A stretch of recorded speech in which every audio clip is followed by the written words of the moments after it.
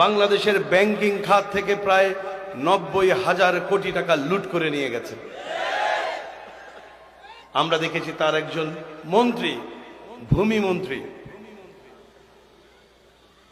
বিদেশে তার বাড়ি পাওয়া গেছে।